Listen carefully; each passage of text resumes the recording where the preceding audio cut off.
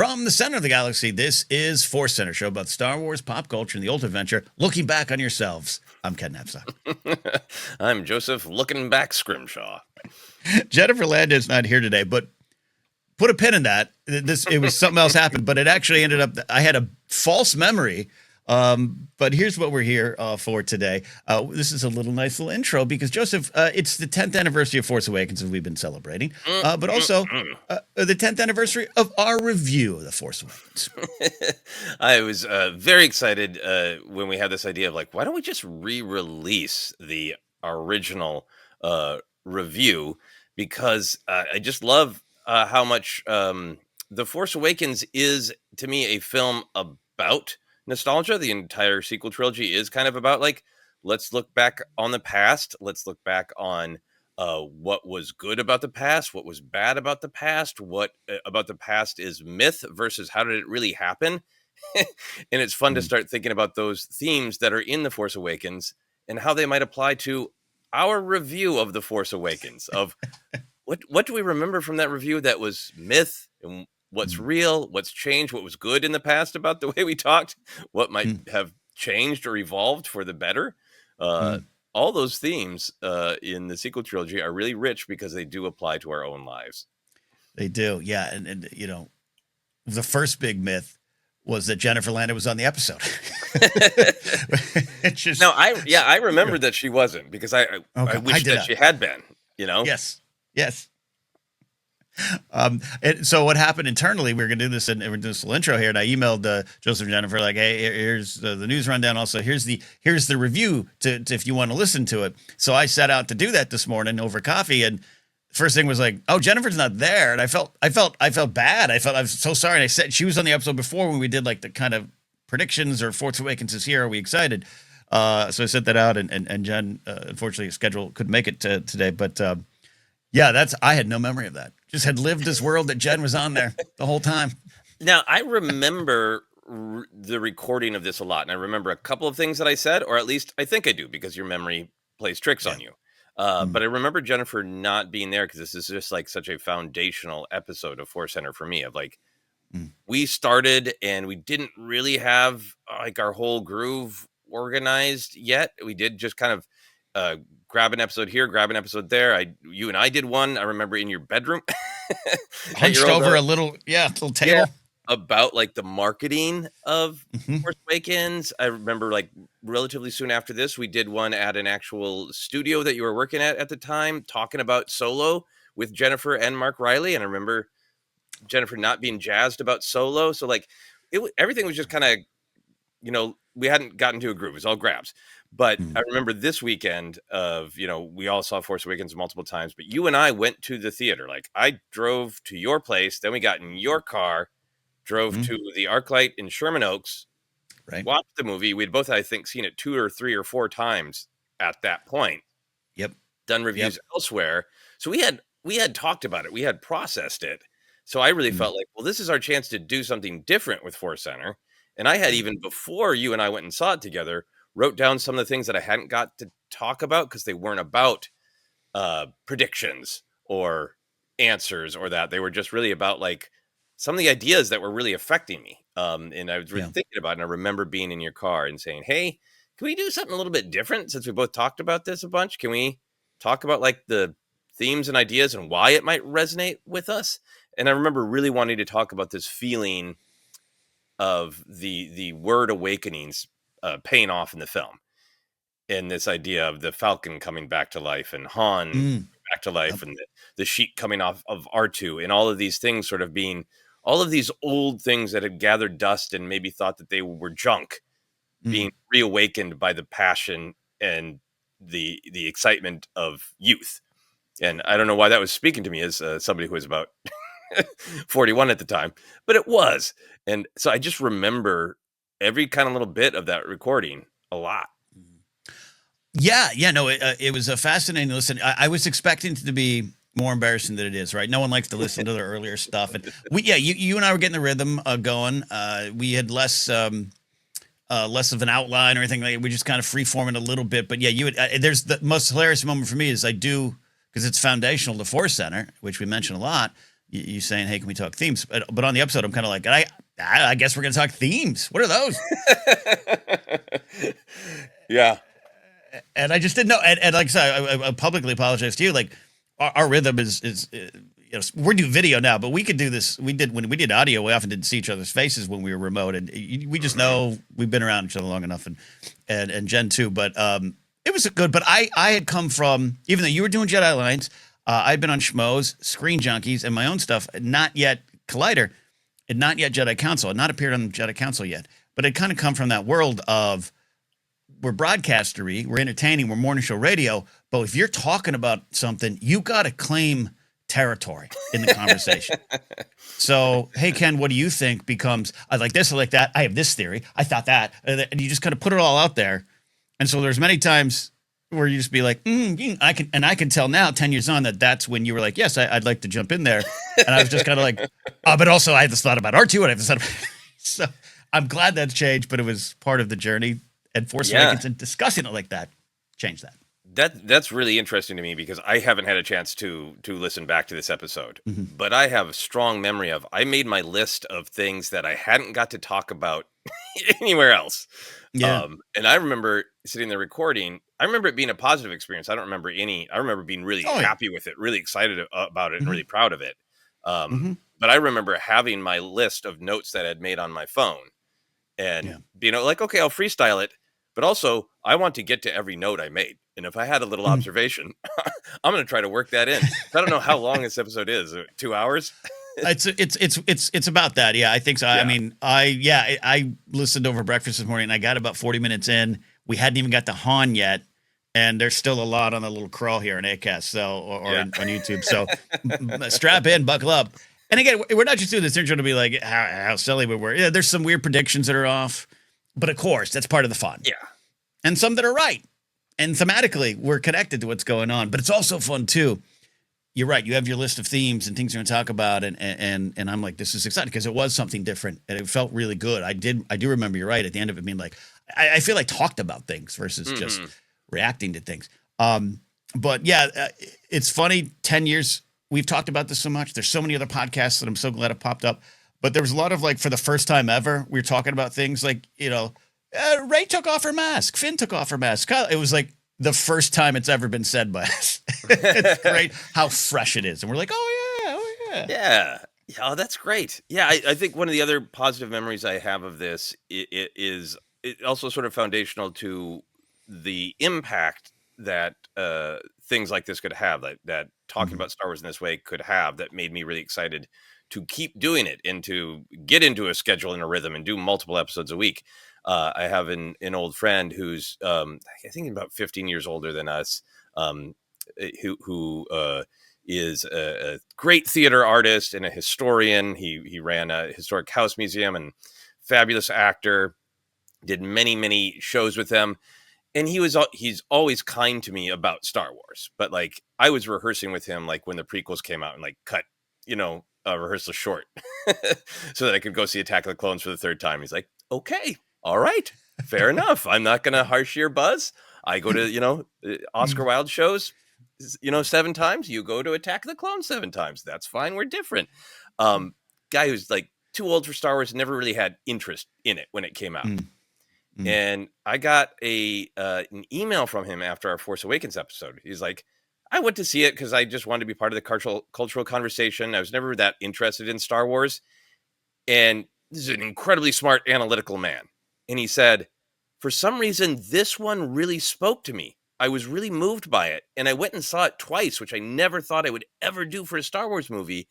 And I listened to your episode with your friend talking about it, and it really helped me think about why I liked it and why it spoke to me, and it made me enjoy it more. And I was like, what? Because some of the other broadcasts we had done had been a little bit more entertainment based. Did you get a lot of views? Did you get a lot of people saying, yep, you're right, there was a sports talk vibe to some of it? So to hear from somebody I really respected and admired that the way you talked about it made me think about it more and made me enjoy it more as a piece of art, was one of the things that really made me feel like, okay, this Force Center thing is really worth doing. That's great to hear, and it is definitely part of our legacy. And it sounds like I'm speaking in the third person about our podcast, but it's why I too felt just sometimes you'd feel jazzed either driving back from your place or the episode's over of just like I felt we talked about something and it does connect and I was able to connect with the character of Ray Moore and that starts to come out in this review, and forever thankful to your thought in the car of let's not only talk about themes. I like how you framed it of let's talk about it in a way that we don't get to talk about it in other places, which is not a shot against any other show that we were on or did or we're doing back then. It's just what can we do?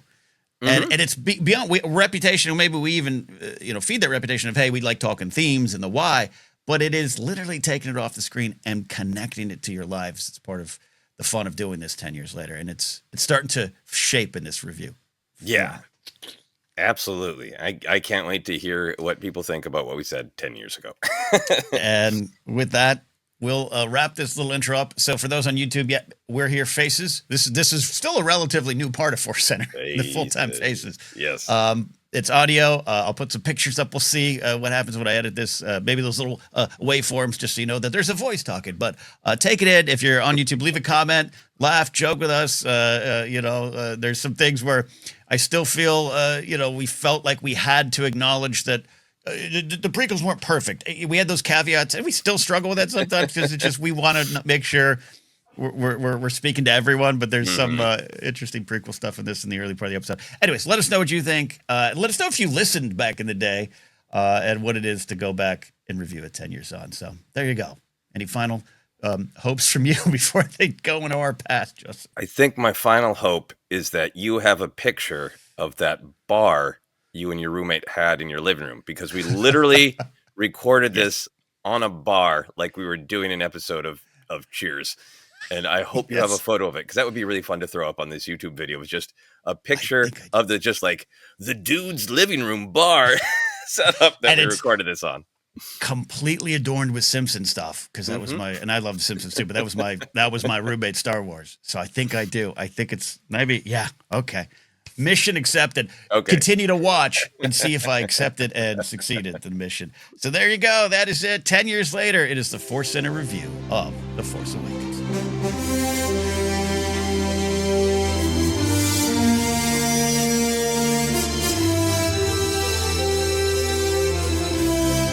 From the center of the galaxy, this is a ForceCenter podcast feed, and this is another episode of ForceCenter.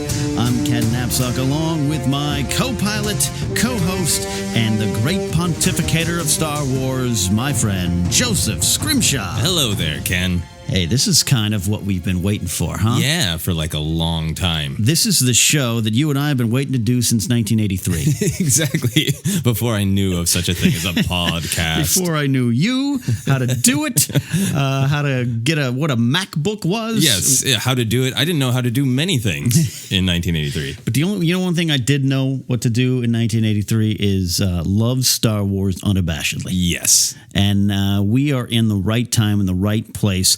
The ForceCenter podcast feed has a bunch of different shows, but this is the flagship show, the show where Joseph and I, and last week, joined by the wonderful Jennifer Landa, recording our thoughts before seeing the movie. I haven't gone back and listened yet. Yes. To see how wrong we were and how right we were in some cases. I think we were deeply wrong about some plot stuff, but we were on the money for some of the bigger picture things. Yeah, absolutely. Which, again, is part of the fun and thrill of Star Wars, is predicting, prognosticating, being wrong, and being right, because the story does follow certain paths.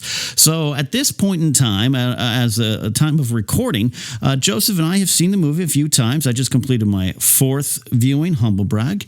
But Joseph has completed his 3rd viewing, which is not too shabby considering the movie just hit theaters Thursday night locally here.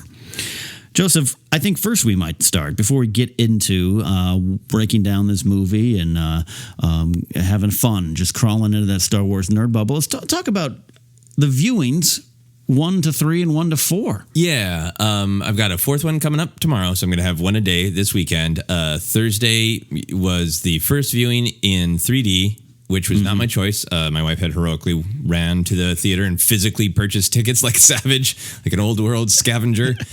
So we had to see it in 3D. And there were some things in the movie that were really cool in 3D. Yeah. Because it was cool to just have BB-8 just thrown in your face almost literally a couple times. Literally the first shot, too. Yeah.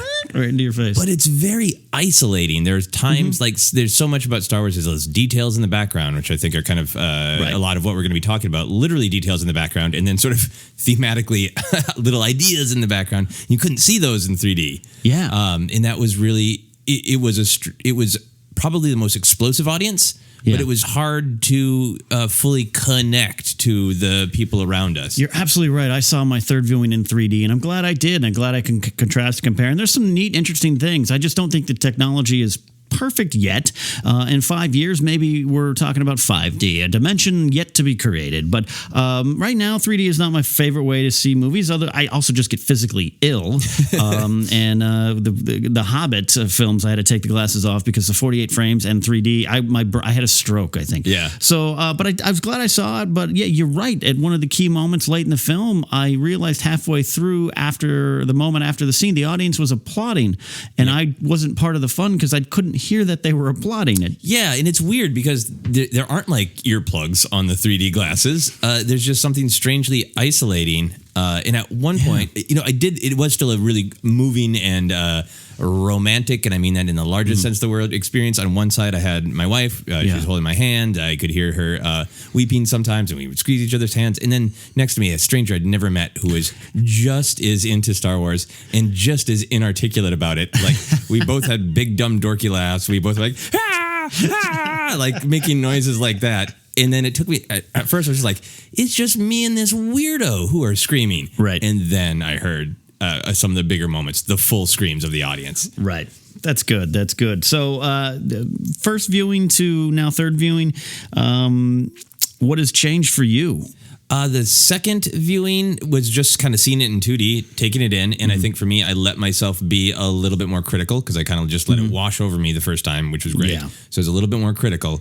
And now today we just saw it. And I feel like most of my little criticisms were totally addressed because I think one of the fascinating things about this movie is it does feel like Star Wars, but it's a modern tentpole blockbuster that has too many plates to spin. Right. And it's the same as like the Avengers or like a Lord of the Rings movie or any kind of big summer blockbuster. It's trying to do more things than movies used to. Right. So it's a new kind of storytelling. And this third viewing, I was really impressed on how well it's done. If you want to be a pedantic geek about Star Wars things, and if you want to be like, actually, this plot didn't, there is something in there.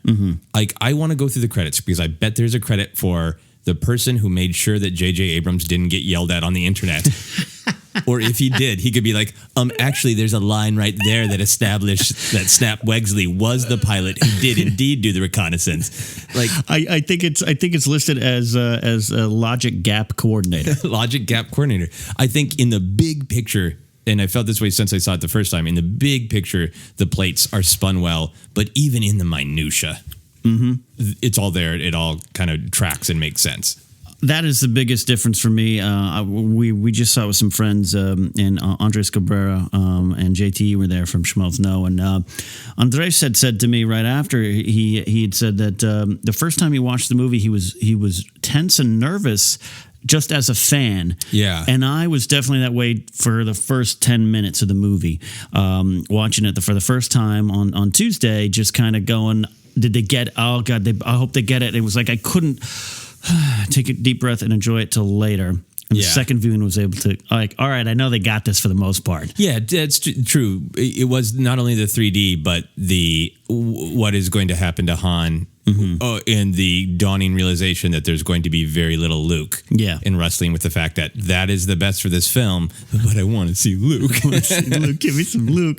And we'll definitely get to that. Some what we still feel about Luke or what we feel different now. So we thought, for you guys in the audience, I know a lot of you, we appreciate your loyal support. And Joseph and I, until we broadcast our own shows on Jedi Alliance, and thank you again for you and Mark having me on the show live last night. Yeah, Absolutely. to talk about it. And I released my Spotlight Star Wars Saturday morning with my gut reactions. I had recorded it. I saw the movie in the morning, had a long day at work, came home and opened up the microphone and just kind of rambled as I do, but kind of coming to terms and grips and celebrating some things along with you guys. And I want to thank you all for that. But a lot of you have been tweeting, give us your take on this movie. But I think we are doing it at the appropriate time, Joseph, to really kind of take all this in. Yeah. And also get notes and study. Yes. Yes, which we've literally done. I did some research last night. You have actually made physical notes. Tip of the cap to you. So we're going to start with some of the overall themes of The Force Awakens. Yeah. To me, I feel like seeing it several times now, I feel like the main theme is sort of acceptance. All of our heroes, we have multiple heroes going on multiple heroes' journeys, which could be messy. Yeah. But they're all going on the same journey of there are sort of big, scary challenges that they don't want to deal with. And I think we're used to kind of seeing hero's journey being this very A New Hope. It's Luke Skywalker's hero's journey. Right. And being this very specific mythic. There's only one hero. There are many heroes in this movie. And they're all kind of going on the same journey. And I think it is about Finn tries to run away. Like everything that happens in Maz Kanata's is, what if our heroes all ran away? Yeah. And of course, Rey doesn't want to accept the lightsaber or accept the Force. Han just doesn't want to believe that there's any possibility that there's good in his son. Or go home. Or he just doesn't want to face it. Just want to face it. Both he and Finn literally want to run away. Yeah. And then even more literally, Rey actually does literally run away to the Force. Literally run away. I'm going to say literally 8 million more times. So I think the theme is literally acceptance, even up to that's the last shot of the film is Rey holding the lightsaber out to Luke saying, this is your responsibility. You are the Jedi Master. You are the caretaker of the galaxy, and you ran away. And this is a symbol of you took this responsibility, the legacy of your father.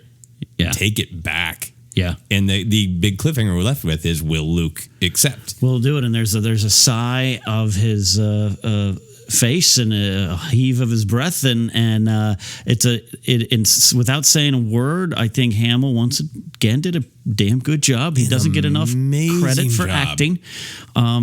And I love that scene, and we're going to get into more of that. I still love the risks they took, and that 4 viewings in is still the thing that's getting me the most right now. Emotionally, yeah, to physically tearing up. Yeah, because it's so well done and it's so unresolved.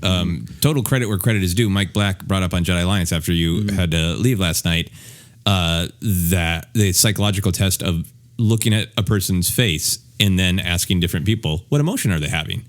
And I think that's a great way to look at that last scene with Luke, because there's not specific things. It's not like he is heaving his shoulders downward and sighing and looking down. Right. It's very subtle. It's very subtle. Clearly emotional, but you can read lots of different things into it. I'm reading this moment. I knew this was going to come. Yep. I have to reface my destiny. Maybe, is he the chosen one still, or was he ever? And there's some things about that. And I think in all that moment for me, and yes, I'm an informed fan. Yeah. So I'm going to insert my theories into it. But I watch it again, 4th time.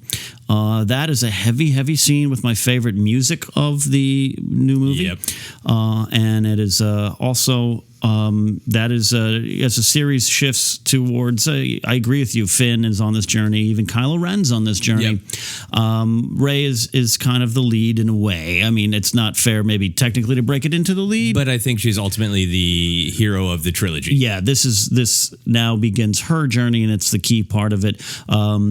And so that's a heavy moment for me. It's a very heavy moment, and that's what stood out more. And so much about her story and potential backstory leaps out at you upon repeat viewings of this. Yeah, and to me, when he turns around, there's just that someone found me. And then it seems like there is a moment of some kind of recognition, whether it is he literally knows her, there's literally again, or whether it is he recognizes her power.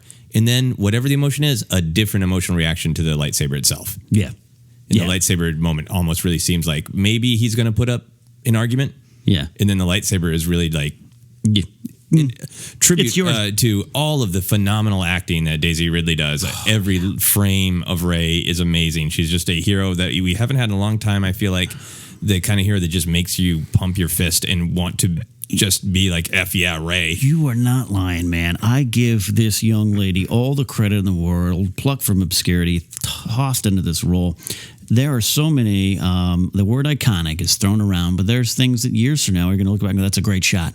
My friend Brittany Wallach said last night after our viewing, she said her Force face is really great. Her Force face is great. Yeah, in the acting that she does in that scene, it's easy to focus on Mark Hamill because we're just so screaming for Luke by then. But it shifts from pleading, from asking to telling. Yeah.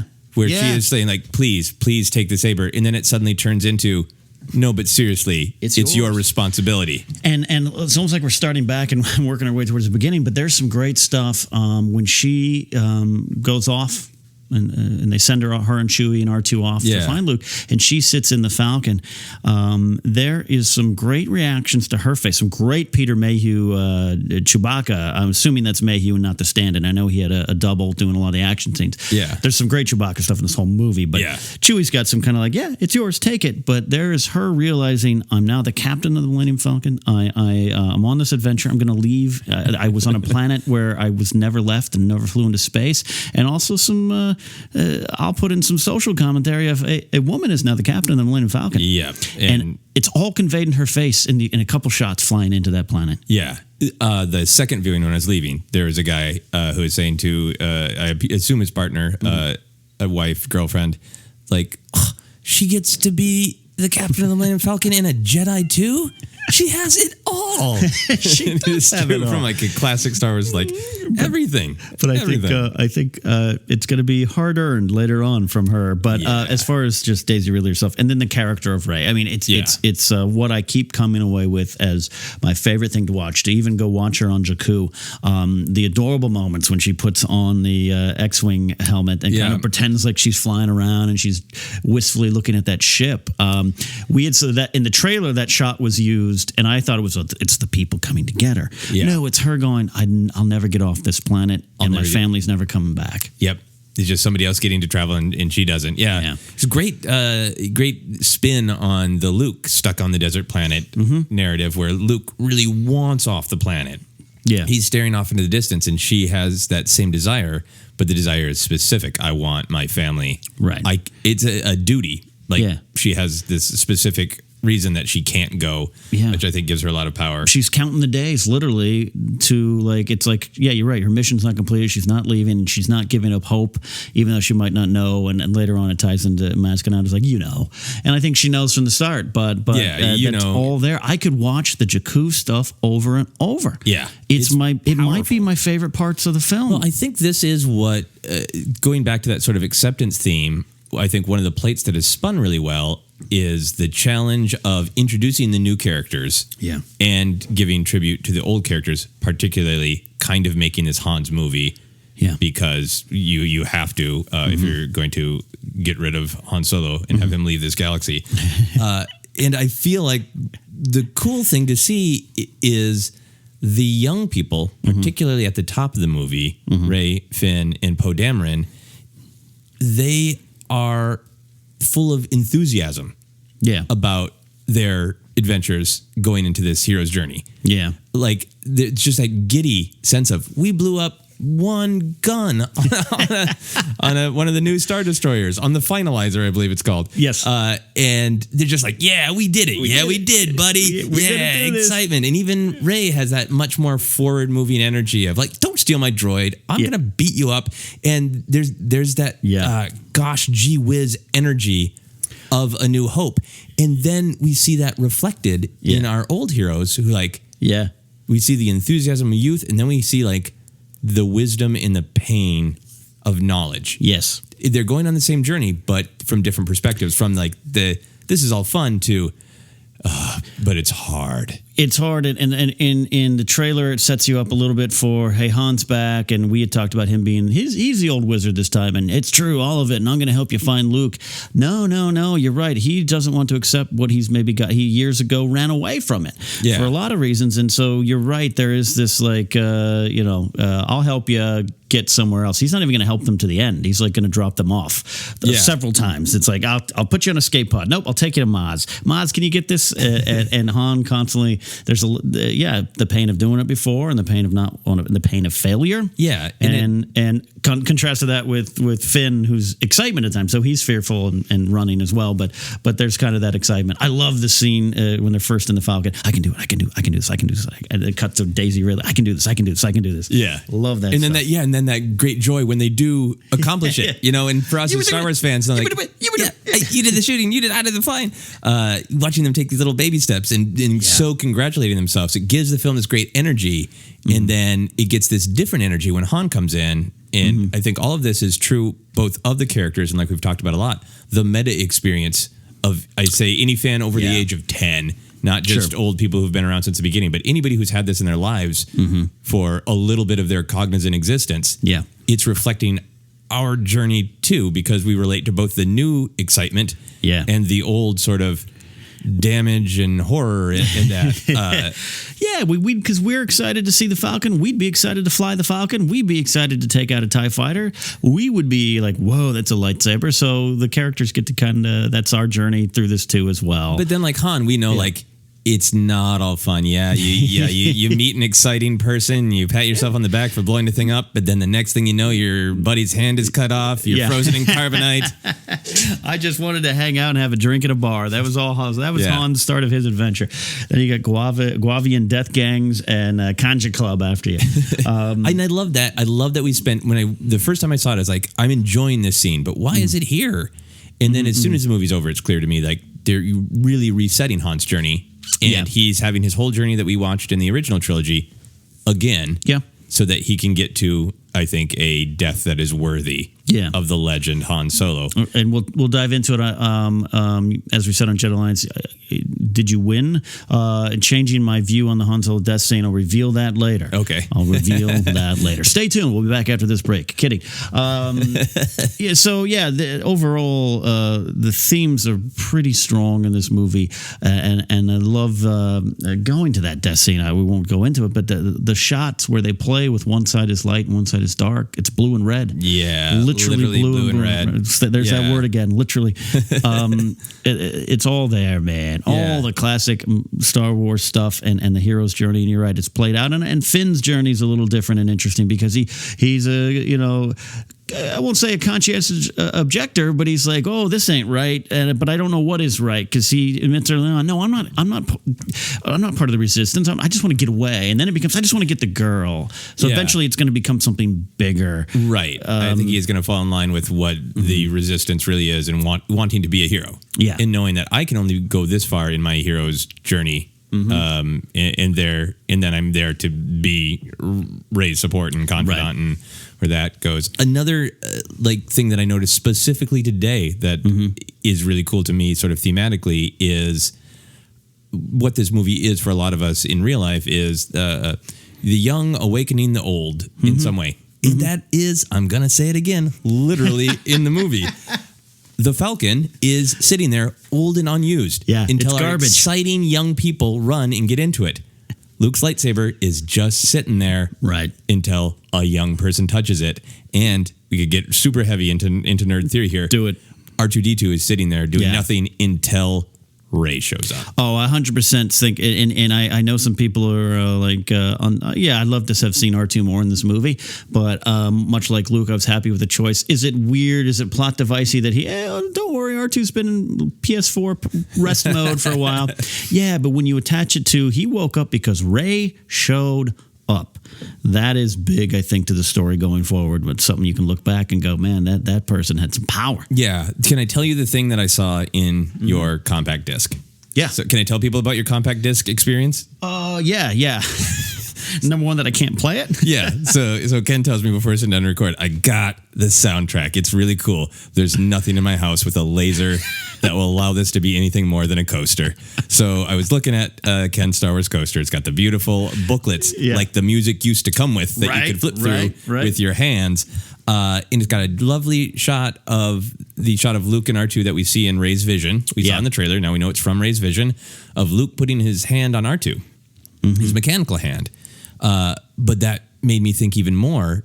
What if that was Luke in some way through the Force telling R2, give this to the person who needs it. The right person. Give it to the person who is in air. Give it to the person who is. Okay, so what you're saying, if I'm following here, go back to New Hope. The battle plans for this Death Star are in this droid. That is the moment of Luke saying, R2, I'm sending you back. Give this to the person who needs it. Give it to the person who needs it. Again, we'll say the word. Literally, that might be the moment. That's awesome. Yeah. I'm subscribing to that theory. Excellent. There is a lot in that vision that you start to pick up on the second, third, and even today, the fourth listen. Yeah. And viewing. A lot in that vision. A ton in that vision. Like a good vision in a movie should absolutely have actually information instead of just spooky weird times. Because I'll tell you, the first time I saw it, it happens kind of quick, and you kind of you're like, all right, it's a vision. Oh, that's the shot from the trailer. Oh wait, the vision's over. And I was busy just pumping my fist because I had been getting nervous up to that point that they were going to have Finn be the Force user. Okay. The one that Maz Kanata is talking to in the trailer. Right. And I so wanted it to be Rey. Mm-hmm. And I was really afraid that Rey was not going to be the Force user. So as soon as she touched Luke's lightsaber, I was like literally Giddy. pumping my fist because that means she is the one. She is the Force the user. One. And I think it's cool also that they invest life in things. Yeah. More than any Star Wars movie has. Maybe narratively even that, hey, the Force goes through everything. The Falcon is special. The lightsaber is special. R2 is special. All the things that we don't think of as like being Force sensitive because they're not organic are kind of invested with life. Yeah. Yeah, I'm telling you, as we move maybe to breaking down the characters here more and individual things, for me coming out of the first viewing, and it is on my Spotlight Star Wars Gut Reaction show, and I've said it, and there's still a little bit of it there, but for me this cover song notion of this is I definitely reject this as a reboot, like some people are saying. It's not. No. It's not unusual for a Star Wars movie to have similar things from other movies, references. I came out of the first viewing like I wanted something more. The galaxy is big. Why do we need a third Death Star, including a trench run? And there's some of that still there. But by the second viewing, I was focused on the characters. By the third viewing, I was taking it all in. And this one today, now with some of the logic gaps, the whole story kind of even makes more sense. Yeah. And I really do accept the notion that we've got New Hope, Empire, and Jedi kind of thrown into this movie. Yep. And I agree with what you and Mark Donica were talking about on Jedi Alliance with me the other night, that this is how the story starts, and now it's wide open. We got some of the basic stuff out. Rey, Finn, and even Kylo Ren go through some of the stuff we're familiar with to kind of launch us into a wide open thing, that some stuff that we probably will get new and exciting stuff. Yeah, and even financially, I think the success of this movie is going to make it so the filmmakers don't need to play it as safe. I think you're right, and you touched upon this being a like a big tentpole movie. That is what this is, people. And screenwriting can only be so abstract and weird and difficult in these big movies made for the world. Yeah. Is this Transformers 4? No, it's way better. But look, I liked Avengers, but it was like, the bad guy's going to try to destroy the world, and we got a ticking clock, and that's how you write a Save the Cat formatted script. Yeah. And this can't stray from that too much, and I think I accepted it more here. Would I have wanted, like I said on Jedi Alliance, a chase for Luke between two sides? Yeah, I could get with that, but there is no what's the ticking clock and what's the end, and those basic things of modern big tentpole storytelling had to be there. So I'm definitely, after the fourth viewing, I'm not worried about another trench run with X-Wings. Yeah. Now I'm like, cool. I almost think it's there because they needed something to serve a lot of little character and plot functions, and why not have something that's kind of recognizable so we're not introducing something too new and crazy. Right. So I was thinking about it after we talked about it last night. Sure. It would have been a tighter story if it was just Kylo Ren has the other piece of the map, right? And Han Solo decides, I'm going to save the galaxy by getting it from him, right? But then you lose the ticking clock. Mm-hmm. You lose them destroying the Hosnian system, which this is very subtle in the movie, but it takes out the Senate. It takes out the Republic. There's no government in Star Wars anymore. Everyone, the galaxy is totally in a mess, and you lose that. We'll put a pin in that. Come right back to that after you finish your thought. And I think you lose a little bit of specificity in Han doing multiple heroic things by his own choice. Right. In the Star Killer / Death Star 3 allows those. And it is. And maybe it shouldn't have been shaped like a planet. Maybe it shouldn't have been a planet. I don't know. That's all that stuff. And look, the thing that soaks up from the sun and destroys the planets is a big Bondian superhero villainy. Yeah. But all right, am I going to have a problem with that versus, anything else in the Star Wars galaxy? I'm in the bubble. I'm here. And the Sun Crusher was something else in the expanded universe. And there's stuff that we're kind of familiar with. But one of my least favorite scenes in the movie, and it's still not my favorite. I think it's over the top, but it contains a ton. Is General Hux addressing the First Order right before they blow up the planet? Yes, it's very villainy. It's Third Reichy, and look, Gleason's doing a fine job, and I think I like Hux actually, even though he's a little bit of a whiny tattletale, but that's good. Yeah, I don't want my villains. I feel a little bad because I've had a million people tweet at me that I look exactly like General Hux, and he is a whiny tattletale. So I hope it is just a physical appearance that people aren't saying you're kind of a whiny neo-Nazi. But in that scene, they explain, and I missed it. I missed it the first 2 times. I picked it up last night. He's going, all right, so we're going to blow up planets. So as a fan, I'm telling the fan, take away that Alderaan got blown up, and it's something similar you've already seen before. Get over that roadblock right now, because I had that too.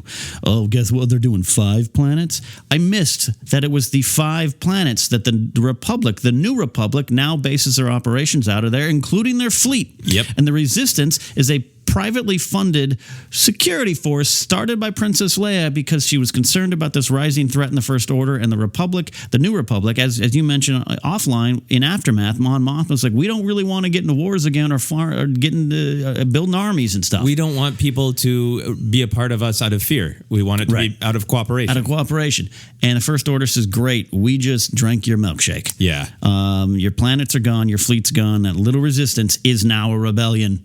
Yeah. Because the First Order's in charge. And now going to take over everything. Yeah. And then so it gets supported a couple times in the film. In the opening crawl, it says very clearly with the assistance or the thumbs up. Thumbs up from the Republic. With the thumbs up from the Republic. And I even though I read that every word of that crawl the first 2 times, I didn't pick up on it. Yeah, that the Resistance is kind of separate, which I really like because I didn't just want it to be or that not that in this galaxy women take their husbands' last names, but Leia Organa.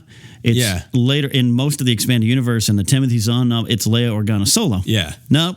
Yeah, she's alone here, which makes one of the mysteries of this film. What is Ben's last name? Yeah. But then also they do. This is one of those little lines that get thrown away that actually tie things together. When the Starkiller base is targeting our friends on Dakar, which is the planet the Resistance base is on, they say that there's no fleet to protect us because the Republic fleet is gone. Right, and I think 3PO says, I think he's without the fleet we're doomed. Yeah, and you see in that shot of the Hosnian system a bunch of ships going up too. Yes, if you look closely. You do, and are watching in 2D. Yeah, and are looking for it. Yeah, so even there, right now, that's kind of my overall view of the movie starts to change a little bit. And before we break down into characters, Joseph, we talked in the car about, all right, I am loving this movie even more on the 4th viewing. I think by the 5th viewing of Phantom Menace, I was justifying a lot of the stuff by, Lucas based this on when the British Army invaded South Africa. And all that's probably true, too. I still think the story's okay in the prequels, guys. I still think that. But you were kind of telling me, Joseph, that all right, let's do some checkpoints to make sure we're not doing that. And I don't think we are. Yeah, I don't think so at all. I obviously, anybody who's been listening to me talk the last year, I'm a huge prequel defender. I think there are many things in The Force Awakens that are greatly enriched by accepting the prequels in the big picture. Yeah. But the prequels do have some things that are just kind of traditionally not great. Some bad filmmaking. Bad scripting and not great acting. So I feel like the things that we were picking apart about Phantom Menace were so much more fundamental, and we're in this wonderful, beautiful place where we have this delicious chocolate cake, and we're just getting to debate, was it the exact flavor I wanted? Was it the best choice of frosting? So I feel like as Star Wars fans, we're really lucky. Yeah. I also really liked a thing that I was afraid of in comparison to the prequels is I was afraid it would be too cutesy. In terms of being desperate at fan service Right. desperate to wink and nod, and I feel like every single wink or nod was in universe. It very made much sense so. in universe. Yeah, perhaps the only thing that seemed a little bit out of it, but it's only because we've never really heard it directly addressed in the Star Wars universe, is Finn asking Rey if she's got a boyfriend. Was a little postmodern for me, but at the same time, I mean, there's clearly love and sex in the universe. Yeah. So it would be like, hey, cute girl, you got a boyfriend? Like I was. I'm fine with that. The first time it jarred me a little bit. Okay, just a little boyfriend. But I still think this is the funniest Star Wars movie. And BB-8's the key for me. BB-8 is hilarious. If BB-8 was done wrong, we'd be talking about a Jar Jar type thing. In meaning, not a slight on Jar Jar, but just like the thing they tried to make funny and change the tone of it was a big mistake and didn't come off wrong or came out wrong. And this one, BB-8, is a superstar, man. Yeah. I mean, he got my first viewing. He got probably the most laugh lines. Yep. And I think he has some of the best acting choices in the film. And that's saying a lot because I think every actor knocks it out of the park.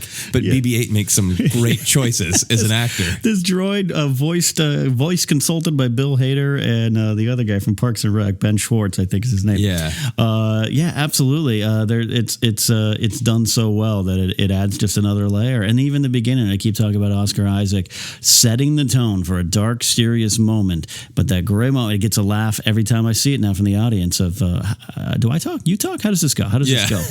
And then him saying, I can't understand you with the mask, the apparatus, to me is a direct hint that Poe knows that this is Ben. Poe knows that it's Ben. And he's like, whatever, kid. Yeah. Along those lines, I love all of the sort of themes with masks. And it's kind of explicit with Kylo Ren and Ben, where lots of people are giving him crap for basically hiding behind the mask, kind of not earning it. But then I didn't pick up until this viewing, like all of our heroes start with masks. Absolutely. So Finn starts with the helmet and Rey starts completely masked. And both Finn and Rey are desperate to take their masks off. Yeah. And Kylo is desperate to keep his on, which is just sort of like another fun detail. That is a literal statement. That is the title of this episode. Literally. The Force literally awakens. But yeah, you're right. Absolutely. They all literally have the masks on and that's a good, this Kasdan, man, and Arndt. I'd love to get into what Arndt's first version of, what they may have got him either replaced or just the script passed on to the next set of hands, which is pretty normal in Hollywood. But it seemed to be from the outside contentious. I'm waiting for Chris Taylor to add this to his new book. Chapter. I kind of feel like it's maybe Harrison Ford saying, "Can I just want to do the one? Yeah. Can I go after that?" And then at that point, because I've heard whispers that Arndt's script was a little bit more centered on the new, and if you're gonna let Han Solo go, you got to spend some time with him, and no better person to do that than Lawrence Kasdan, and his handprints are all over this, man. This is the humor and heart of Empire, man. Though Kasdan definitely had a lot to do. I mean, he wrote Jedi, but that was probably not his vision, as you were saying, and your theory that this is maybe Kasdan redoing Jedi more than you hoped. And somebody else said that. I had thought it was you. Maybe it was. We talk a lot. But I feel like with the idea that Han dies in a hero's sacrifice, and the idea that, sure, if we're going to bring the Death Star back, fine, but let's just not literally do the Death Star again, which are things I've always heard that Kasdan wanted, which is what we got in this movie. Yeah. So let's start diving into some characters, shall we? Yeah. Should we start with the big baddie, or you just want to start with the Conja Club? The Conja Club. Okay, I'll say one critical thing. Yeah, a little too close to ganja. on my third viewing, I was like, wait a minute, the Pot Club, the Pot Club, the Pot Gang, the Conja Club, the Guvian Death Gang, and the pot dealers. I'd be happy. We'll start there. But should we go with Kylo Ren? I think that's the biggest one. I feel like we should dive into that. And I think it's also one that most people after their first viewing have the most questions and apprehensions and dislike of is Kylo Ren as a whole. I see a lot of positives. Yeah. And I'm hearing a lot more, and people on their second viewing reaffirming their like from. But when he took his helmet off in the first viewing, I saw people laughed. Oh, really? And that might be Adam Driver and the stigma of girls or his feathered hair. I don't know. I feel for him because I think he nailed it. And on third and fourth viewing, this is an immensely complicated and multi-layered villain. Yeah, I haven't seen Girls, and I'm really, really glad because Adam Driver is fresh to me. He's good in it. I think he's... But it's the show. It's a lot to do with Lena Dunham and all that stuff. But and he's kind of at times a whiny boyfriend. And okay, I get it. Yeah, so if you know Girls and it's just like, what? It's the whiny boyfriend guy. When he first took his helmet off and he speaks the first time without it, okay, I went, got over that fast even by my first viewing. Yeah. But there was laughter in the crowd and he starts talking and I was like, oh boy, he's like breaking up with Lena Dunham or something. And that's no fault of him. Yeah, I feel like of him. By then we already know that he wants to live up to his grandfather. Yeah, and I feel like in Star Wars, always physical damage to your body is a metaphor of damage to your soul. That's obviously, Luke looks at his damaged hand and sees that he doesn't want to be like his father, who is, artificial hand. He just, and it goes on, obviously. And I think it was really powerful to me to have a guy hiding behind a mask who doesn't need it for any reason, for any sort of physical damage. And it makes him feel more like a frustrated, little scared guy who wants to be a big, twisted, for real, damaged guy like his grandfather, but he's not. And I think the fact that he has no scars really reflects that great speech of like, I am in danger of being seduced by the light. Yeah, and such a great, powerful inversion. It is a great inversion of what we're used to of the villain being bad and wanting to go to the light, and this guy doesn't want to. He starts off exactly what everyone wanted Kylo Ren to be, and I believe this is a problem of expectations and what we want. We all love Darth Maul, gone too soon, not used too much. Vader, we forget that he was Anakin, and everyone kind of likes that he was the big evil bad guy. And the society, I see it in pro wrestling. Everyone loves the heels. They don't want to root for the Luke Skywalker baby faces. Kylo Ren starts the movie exactly how we wanted. Cool outfit, gets some cool force powers, gets a weird voice that right away you kind of say, oh, it's fake. Like he is playing but he's still ominous and he still has powers. But then it starts to slowly unravel, and that's where it gets interesting to me. Yeah, absolutely. And the revelation of not only Rey's power of being able to resist him through the Force. And by the way, really cool new Force power that just lots of mind control, mind reading, really cool. And the one thing she picks out is that he is afraid. Yep. We get this sort of narrative information that he's afraid he'll never be as powerful as Darth Vader. But the key thing to me is that he is afraid. Yeah. And this is a thing where I think the movie is enriched by knowing the prequels and knowing how much the theory is that you get to the dark side starting with fear. Yeah. By being afraid of loss, afraid that you're not good enough, afraid for any reason. And then once that's locked in with that character, everything he does is fear-based. I have been asked several times already, what's your favorite scene of the movie? And I was struggling to give an answer. Well, maybe it's the end. Maybe it's this battle. Maybe it's this. Maybe it's that. I was trying to be too cute. Maybe it's, Judah Friedlander, a cameo in the Maz Kanata's place, which I picked up this time. Is he in there? He's in there. Oh, wow. When she says Han Solo, there's a cut, and he's like in the bottom of the screen. Okay. It's Judah. I've got my favorite scene now, and it's that interrogation scene. Because to me, that is the crux of the entire movie. It is his arrogance. He's so arrogant and confident in who he is that he takes his mask off when the girl asks, basically. You got the mask on. Well, I'll take it off. I can take what I want. I can take what I want. Yeah. And she is like, oh, this guy can take what he wants. And then she finds the Force in that moment, not knowing, I don't think, really what it is yet, and discovers that he's fear-based, and that drives the character the rest of the way. But also it unveils a lot about it, because what does he say to Rey?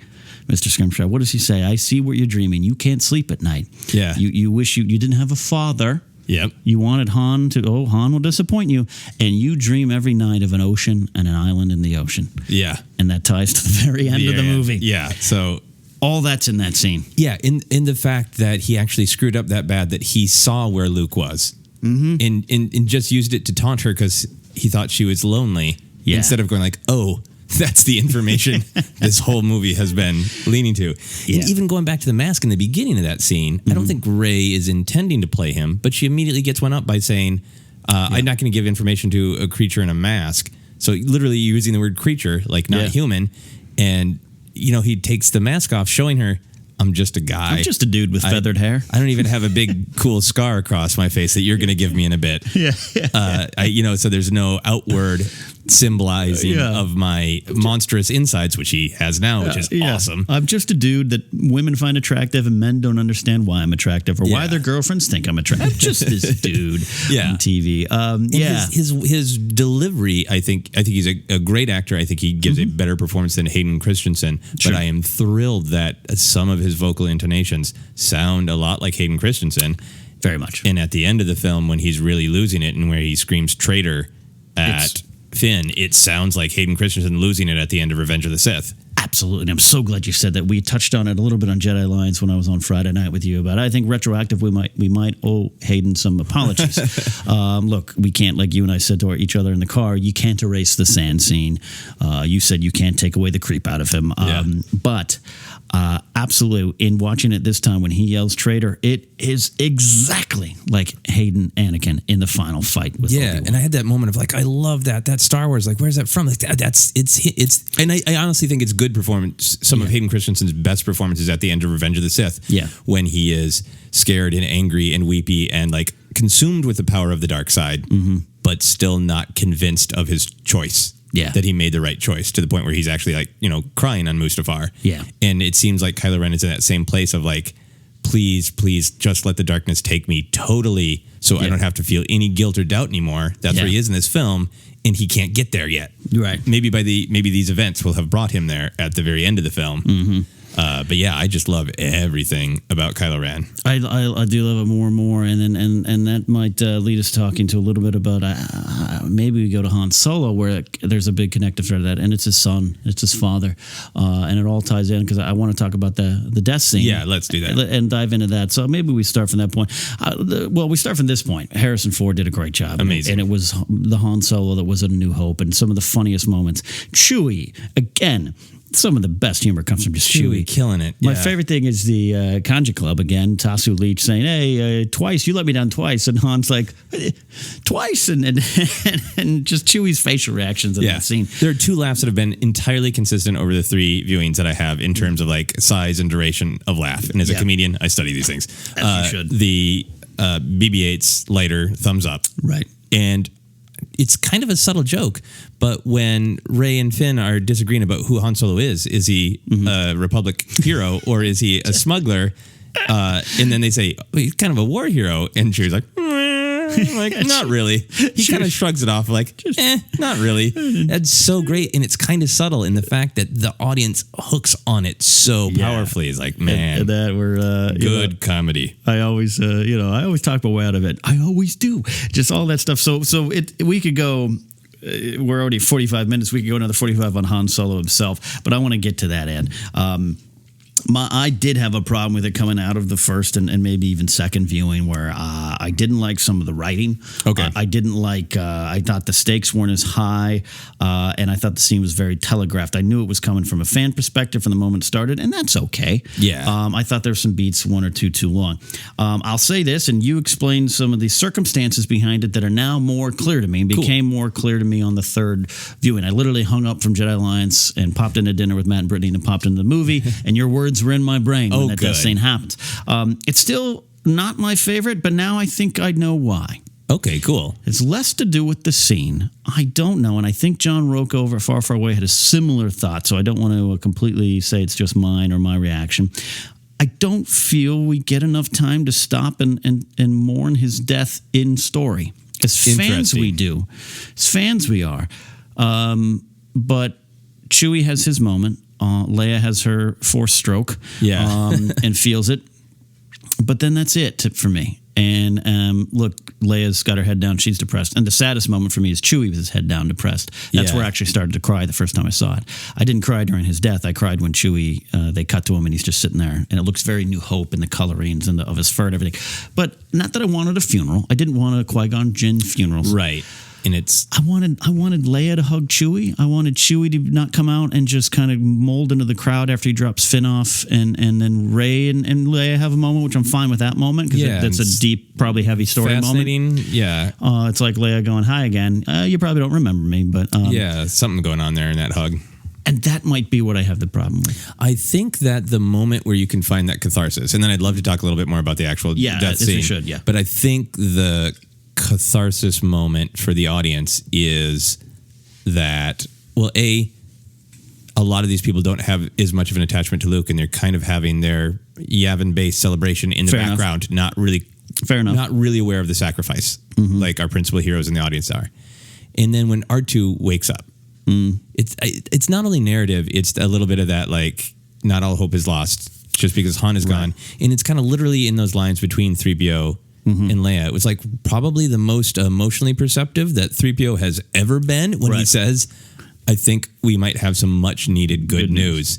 Yeah. Would you like to hear? I can't remember what the actual line of dialogue is, but I think Leia says please or indeed or yes. It's a one-word response from Leia, but it's packed with emotion. Tell me. She says tell me, which is she says it in a very Return of the Jedi fashion.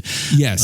It's similar to her acting when Luke reveals the stuff to her on the Ewok bridge. But yeah, exactly. Yeah, but it felt to me like 3PO in a strange moment of being non-clueless says, "Are you ready to pick up the pieces and keep moving?" And she says, Yes. I agree with that. And also, in story, I could crawl inside the bubble and say, also, people are like, hey, did you hear the general's ex-husband died?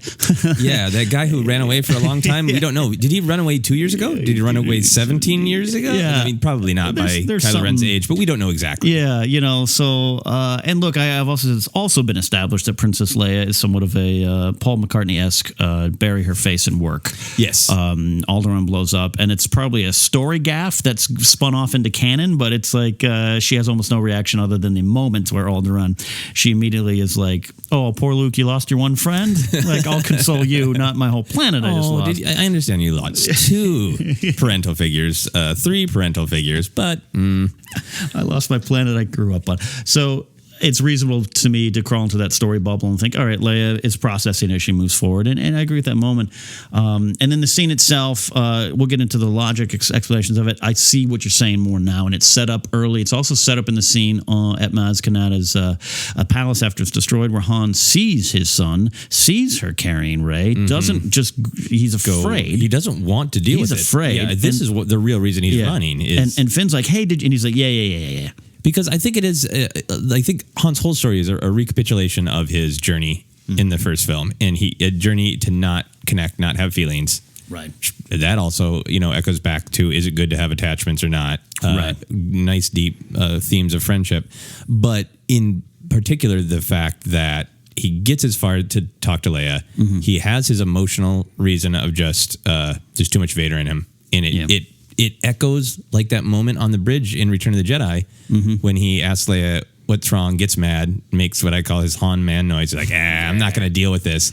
And then has that change of heart and turns and opens himself up. And I feel like that's what this is too, of he's really afraid. He just wants his son to be dead. And Leia asks him to go on a mission. Right. Leia gives him a mission. And I love that there's just no BS. They've hugged. And she just says, if you see him, bring him home. Right. She doesn't try to talk him into, like, if you see him, try to talk some sense into him. Yeah. She is the general, and she gave her soldier, her husband, her friend, an assignment. Yeah, and in that hug, there's the I think Ford plays it as I don't want to do this, but I'm going to go do this for her, and I see that a lot more now, and I think it makes some sense to me. So I can. Again, the scene did affect me. I said that on my Spotlight Star Wars. It did affect me because when Chewie's sad, I'm sad. I just felt maybe, Qui-Gon got a funeral. Why can't Han get a funeral? Right, a little bit closer. And I would also say for Han's hero's journey, he, I think his heroism is awakening too, because he's the one who goes there. Finn goes just to find Rey. And he says, the galaxy is depending on us. That's a great Han Solo line for the end of his journey. So he's already kind of completing his hero's journey by saying, no, we're here. It's our responsibility. We have to. He's the one who sees that the X-Wings aren't going to get through, decides to go back. And then there's this even deeper sort of like, that's great. You'll risk your body to blow things up, but will you risk your soul to speak to your son? Yeah. And that's there. And look, even going back earlier when his it's true, all of its speech happens at the same spot that in New Hope, he's telling you it's all a bunch of mumbo jumbo. Same spot, like in the time of the film, the location, everything. It's a bookend, and that's very well thought of stuff. So I can definitely get into it. And I'm okay with the actual death, and it's a Ned Stark type of moment where he's in season 1 of Game of Thrones, about episode 4 or 5. Ned Stark's like packing up his bags to leave.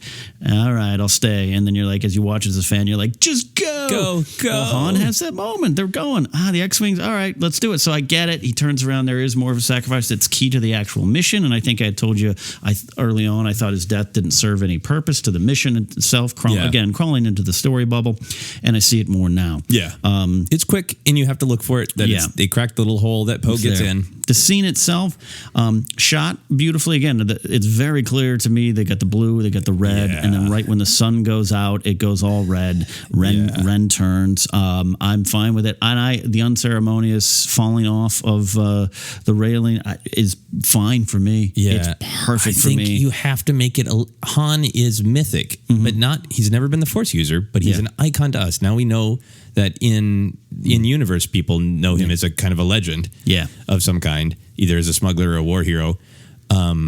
So you have to give some elegance, for lack of a better word. Yeah. Something that doesn't make him just meat and bones. Yeah. But it's like a legend literally falls into the abyss. Yeah. Falls. It's not bloody. He's still able to have his last moment. I think the scene itself, too, though, I mean, it was beautifully shot in some of it, but breaking it down, and this is where we're talking about my chocolate cake. I like sprinkles. I still don't like the "come home, we miss you" line. I'm sorry, Lawrence Kasdan. I'm really breaking apart your genius. I have no skills in this area. It sounded a little too much like "come home, we'll play some board games, have some cheese and some crackers, and you and your mom and I will catch up." Fair enough. I'm being an idiot there. I didn't, though, and I still, after the fourth viewing, I get it. And again, it goes to tentpole filmmaking. Ray and Finn run in and they just sit and watch from the balcony, like Statler, Waldorf. Yeah, and that is just kind of it's also narrative convenience that they haven't heard this information that Kylo Ren is Han's son. Right. And so we get a reaction shot from them. Here's what I like about the dialogue. Okay. Here's the sprinkles on my chocolate cake. Okay. And I'll say most of it I like it. It's that one line. But go ahead. But put your sprinkles on my cake. Your perspective is good, and I was amused in the back of my head when that line came on, and I heard you saying, "Let's go home, maybe play some Parcheesi." Like I interpret it as a funny line as well. I see your point, but I like that Han says, "Well, if Luke couldn't get through to him, what can I say?" And Leia says, "Luke's a Jedi. You're his father." Right. And I think a lot of these issues are going to be that Han, as much as we love him, we can all pretty much imagine Han being fun dad, who's maybe not actually a good dad. He's the one that turns on the video games and cooks mac and cheese on pizza for dinner. Yeah, and then maybe has a little too much Jawa juice or jet juice. And Leia says, "Go study your Force." Yeah. And so I feel like the dialogue is not great from a what would a hero say? This is the best, most honest dad stuff that Han says. Gotcha. Han probably didn't say, "I'd love you" or "we miss you" a lot. I love how his tone changes. He yells "Ben" authoritatively, like turn around and look at me, and even like, why do you want me to take what do you think you're going to see? And the face of my son is still authoritative. Yeah. And then he opens himself up and he gets vulnerable, and it's not out of ignorance that he gets really close to a Dark Lord. He knows what a powerful Jedi can do. And it's a choice to be, all I have is to walk up to you and say in my own clumsy way, "It's not too late for you. You don't have to do this. It's a bad decision. Snoke's just going to crush you. Just come home with me, son. I miss you." I'm not good with words, but this is all I got. Right. I'm on board, Dan. I'm on board. I'm on board. There's high expectations. We all kind of could have guessed this death was happening. So Absolutely. my expectations, I don't know if I wanted him to die like Boromir in Fellowship of the Rings with a bunch of arrows being into him. I don't know how I would have redone it, and I trust Kasdan and Abrams. And it's for me, it's there, and I like it more than I liked after the first viewing. That's for sure. And I think I'll probably get there a little bit more. Your wise insight is true on this scene. You have to be delicate about it too, right? Because he is a cultural icon that we grew up with. Yeah. I think for some people, it's like watching your brother, your dad die Yeah. in a more powerful way because we've lived with it. In kids, it's PG-13, but I've seen a 7-year-old at every showing I've been to, and I'm only going to see more. So you got to handle it with a little bit of, and I think that's a part of the reason it is telegraphed. So even a little kid can figure start to feel something bad's going to happen to our space grandpa Han Solo. And I just I don't want him to go out like Randy Quaid in '94. I'm thinking I'm trying to, it's not a problem to have a solution. So I don't have the fan solution for it. Again, I'm a fan. I don't know more than the creators. That's why I don't edit fan films or do fan edits myself. But I'm still not quite there in the scene, but it's definitely there. But what follows is the lightsaber battles. Yeah, can we talk about Kylo Ren real quick? Yes, please. About his lines in that. Oh, absolutely. Because I'm more okay with those now too. Yeah. I'll make this quick because I want to move on to the lightsaber battle. But I really like. I've always really liked the from a certain point of view theme that runs through Star Wars, and I was curious if it was going to pop up in Force Awakens.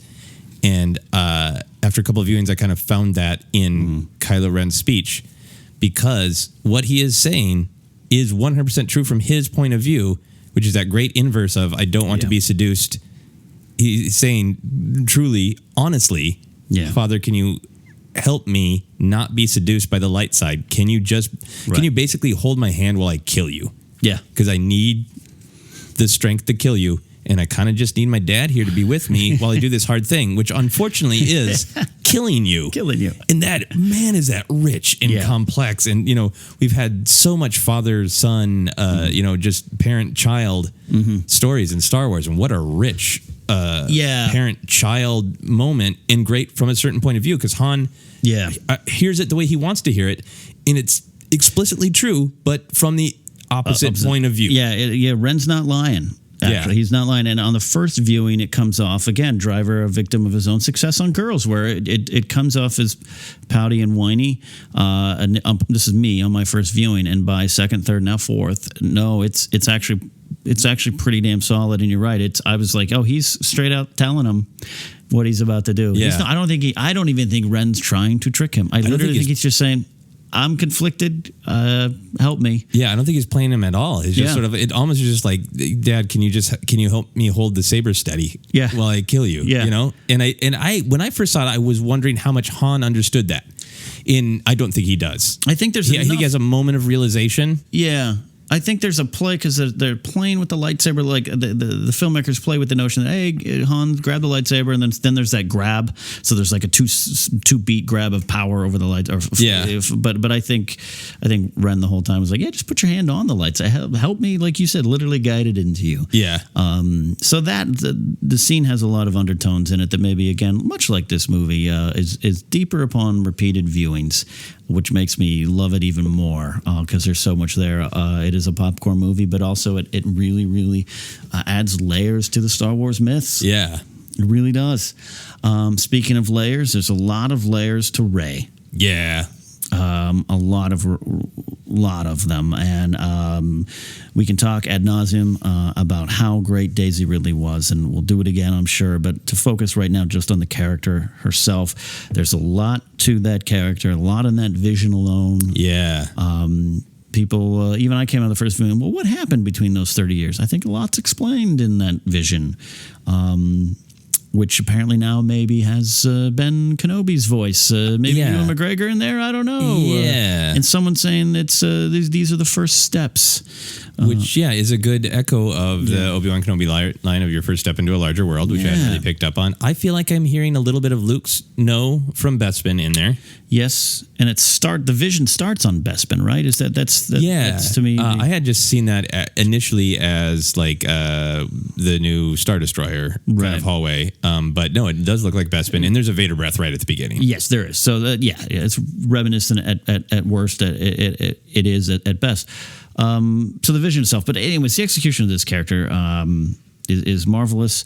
And again, in a world clamoring for strong female characters, I think they nailed it in a lot of different ways. Yep.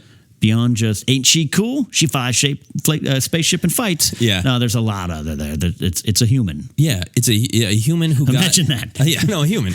And yeah, I think there are all of these sort of pump your fist, awesome feminist moments, but they are not. They are human moments. They're not explicitly feminist moments, which actually to me makes them more feminist because it's just a human can be all these things too. Yeah.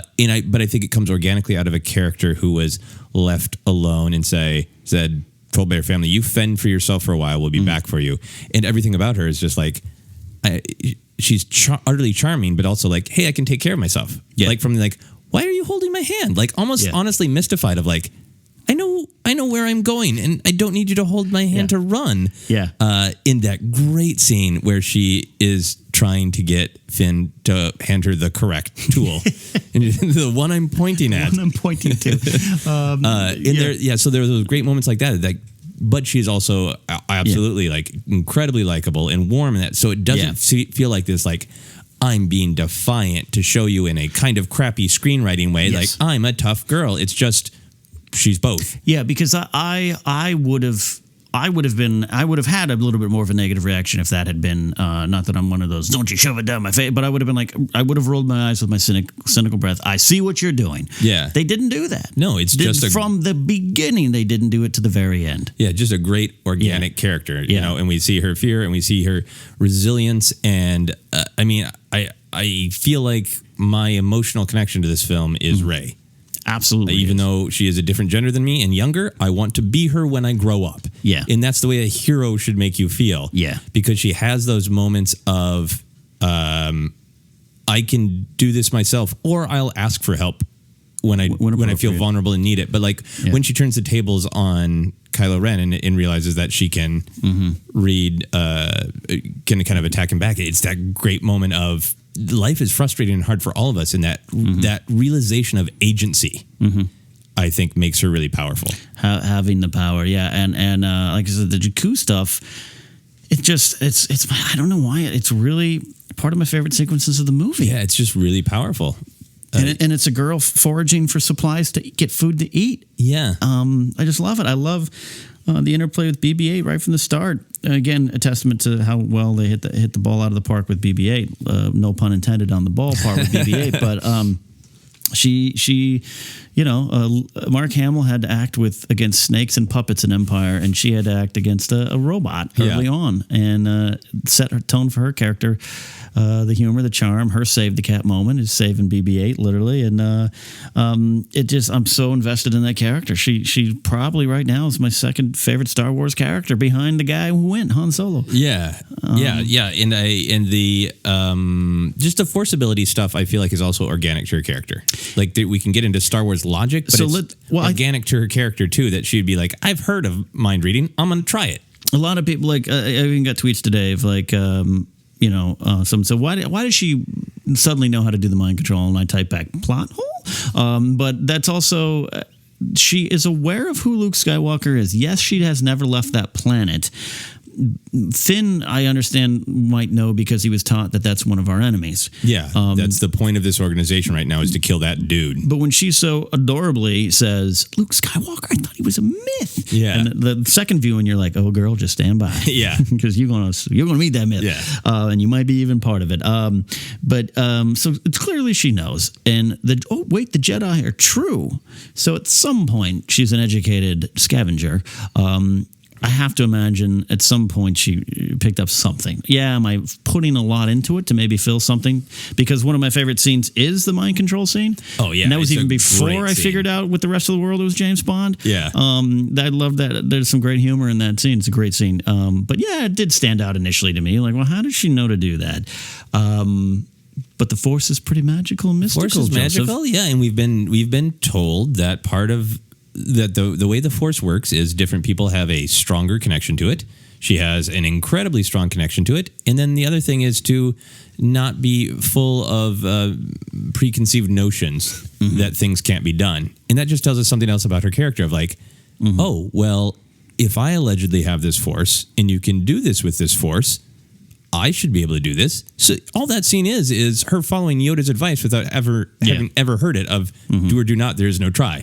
Right. Where she just knows, I know I should be able to do this based on the information I have. Yeah. So I'm going to try. And after a couple tries, she nails it. She nails it. Yeah. In a hilarious fashion. So I guess with her character, for me, from that point, I mean, again, I already spoke about the interrogation scene, which to me is my favorite scene because it is the key to the story going forward. People keep saying, how does she defeat Ren in the lightsaber battle? We're gonna get to that, but I got to tell you, folks, she didn't beat him there. She beat him in the interrogation scene. Yeah, and you're helping me fill out all of the nuance in that. Mm-hmm. Because I was so focused just on it's so cool that she has agency and starts to realize that she has these abilities too. But there is a lot going on in that scene. Yeah, she defeats Ren. She gets his helmet off. His arrogance comes out. And now suddenly he is a sniveling, fearful young student who knows he's not as good as his own family and his own master. She defeats him there. The rest is just all over but the shouting, as they'll say in football. She has to kick the extra point. But going to the lights. And then, there's some great stuff with her running around and kind of solving things on her own. There's a great moment, and I don't know if I turned to you and kind of laughed. I think you were focused on the movie. Sorry. No, how dare you, sir? There's so much nostalgia in these movies, and I think they did a great job. They don't do it over the top, and some of the stuff, like I got a bad feeling about that. We're all waiting. The theater, The theater loves that. I love when Finn grabs the training probe that Luke was using. But one of the favorite, I just picked it up last night. Actually, my viewing is when the stormtroopers are running around. What is essentially the Death Star, and Rey's hiding, and she hears them go. They're splitting up. I heard that for the first time today. I looked over to that is a direct callback to New Hope in a very funny way. Very, I love very that quiet, kind of stuff. Yeah. So there's that great stuff with her, but jumping to the lightsaber fights because she's injured and present for the Boyega one.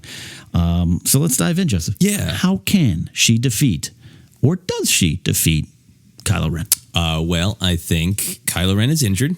Mm-hmm. Great Chewbacca shot. Great that Chewbacca is willing to just be like, I don't care that you're kind of my nephew. So he's injured. Yeah. He's cocky, nervous, fearful. All of those things. Wounded a little bit by Finn. And I think you get a little bit of lightsaber logic from Finn by the stormtroopers clearly being trained to kind of hack and slash with energy weapons. Yep. The riot. It's the riot stormtrooper. The riot stormtrooper. That's how they're selling it in the Black Series. By the way, the riot stormtrooper. Nice. I want to know names of things. The riot control stormtrooper. Yeah, and that's that even harkens back to the prequels, by the way, with the Magna Guards and all those kind of things. Absolutely. So having those anti-lightsaber sticks. So you can imagine that maybe Finn got a little bit of training or kind of knew that, and it's all just big hack and slash stuff. Yeah, I mean, he gets his ass kicked, but he gets a shot in. He gets one shot in, but other than that, and I almost read it today as like Ren is being a jerk and playing with him. Very much so. He's got the fancy flowing, he's playing around with letting his guard down a little bit. And again, his helmet's off. Gets the shoulder shot, and then as soon as he gets the shoulder shot, he just takes him apart. Absolutely. And again, in a way, being very careful to keep the Star Wars metaphor of physical damage intact, that Finn will probably just have a big scar up his back. Yeah. But otherwise be okay. And then we get to Rey, and who tries to win by a blaster. Yeah, she starts. She gets the biggest force push we've ever seen. Yeah, which was awesome. Video game level force push. Yeah, insane force push. Yeah, like have to save up your points in a Star Wars game and spend them all on that force push. And then I think, that amazing moment of calling lightsaber. Like this fight is divided up really well. So you can see it as one big lightsaber fight where they both fight. Finn and Rey fight Kylo Ren, but there's so much going on. We get two for the price of one. And I love that scene. It harkens back to Hoth and Empire, the Wampa Cave. And that's why I think everyone was like, it's Luke's moment. Oh, the girl got it.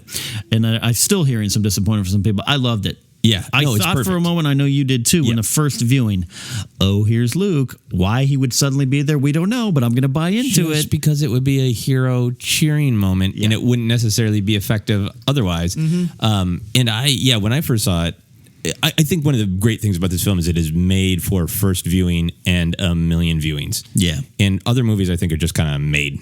Yeah. But, J.J. Abrams and everybody else going in knows people need to be blown away on the first viewing, and then they need to be watching this with their grandkids 40 years from now for this to be a Star Wars movie. Yeah. So I think that lightsaber moment works great on the first viewing because you feel like it might be Luke.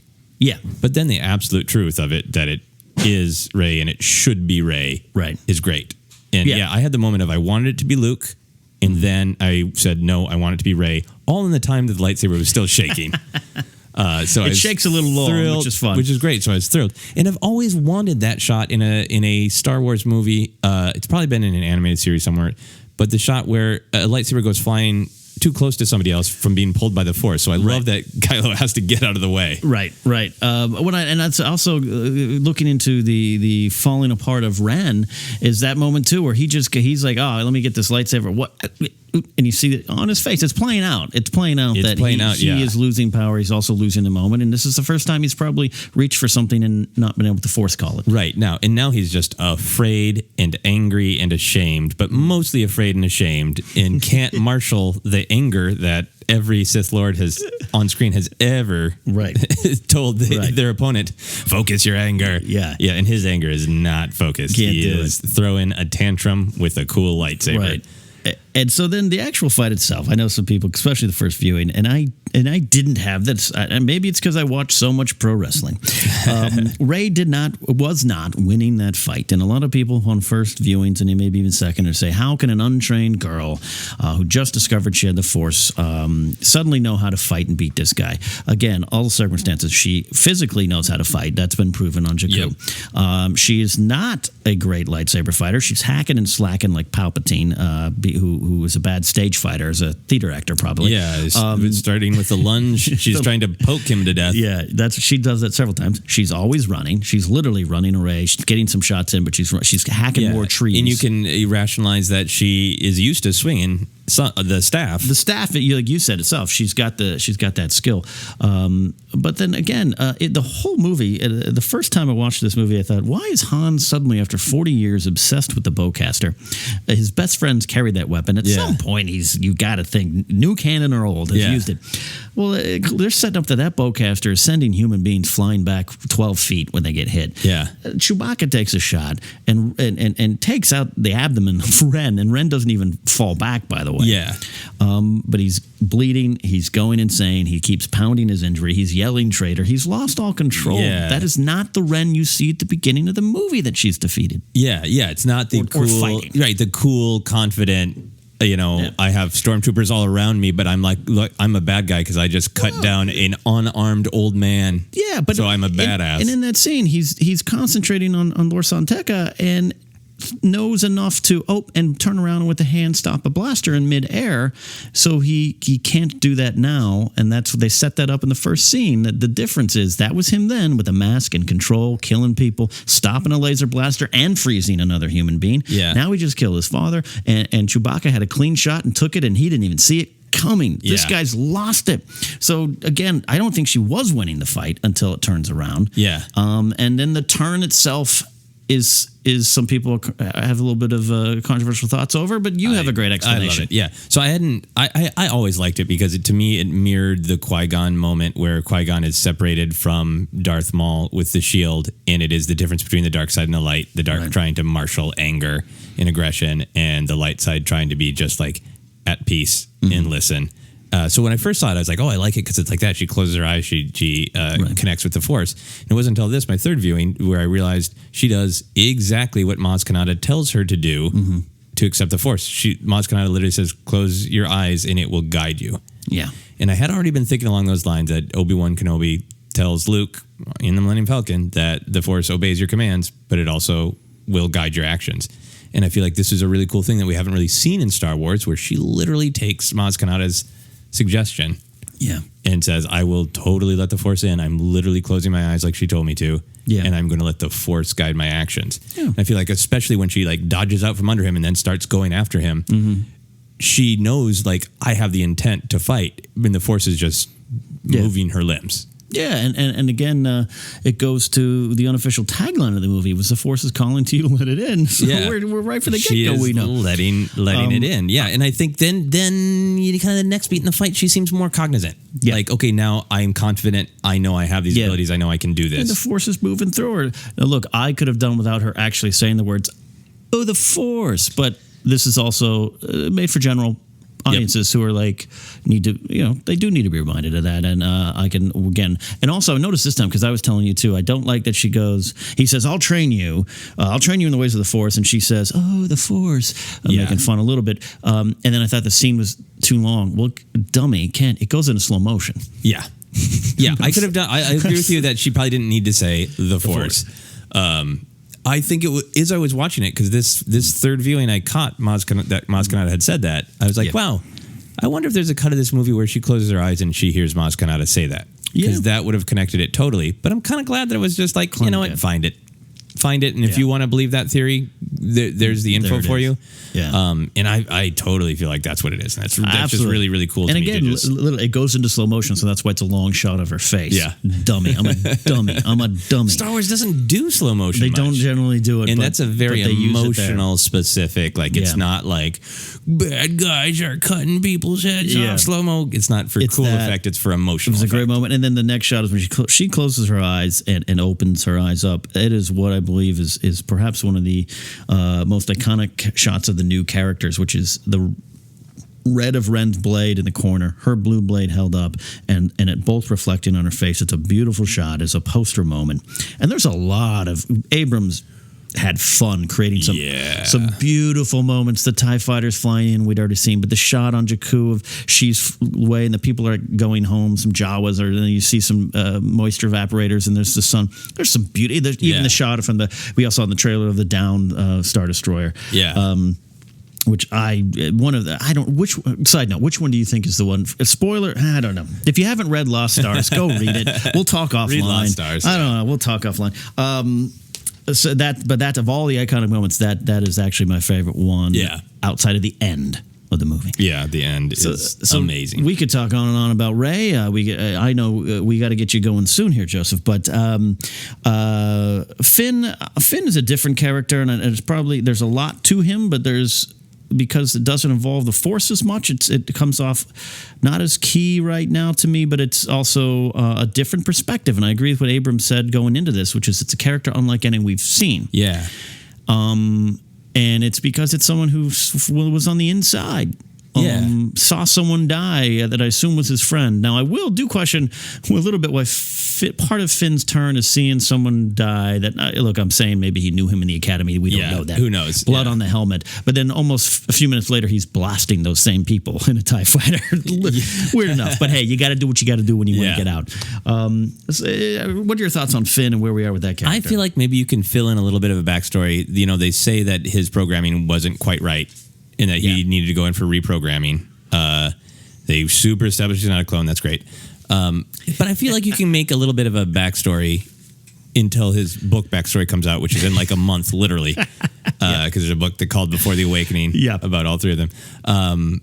But I feel like you can make a backstory of like, he got some training or whatever, but he worked in sanitation once they built the Starkiller base, and like he was maybe always the one who was not the shining pupil, maybe the one who was like, even as a kid, like, can we make jokes in Stormtrooper class? And like, no, shut up and take this seriously. We just killed Jedi. We don't make jokes. And he's always the one who's just like, okay, a little like he's the Millhouse of Stormtroopers, I think, is what it comes down to. Everything's coming up, Millhouse. Everything's coming up. FN 2187. He is in sanitation, and then finally, all right, now you're a stormtrooper, and that he says is his first battles and all that kind of stuff. And then he sees the true horror. And I feel like that's a really nice sort of nod to the realities of war, where you can be indoctrinated into the ideology that makes you want to fight, but then you actually see the horror of doing that to another human being. Yeah. And I feel like that's pretty effectively done. A lot of things in the movie, I think, are super effectively done, but out of necessity, real fast and on the nose. Yeah. Obviously, we've talked about like the really great depth in there, but I think there are some things where just like, yep, happens fast. And but because it needs to. There's a lot of Basil exposition.